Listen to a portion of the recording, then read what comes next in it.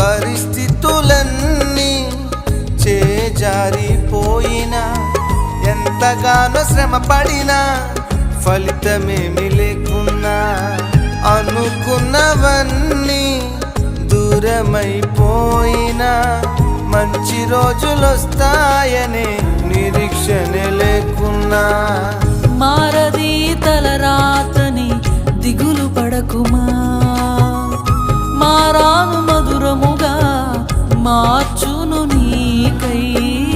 మారది తలరాతని దిగులు పడకుమా, మారాను మధురముగా మార్చును నీ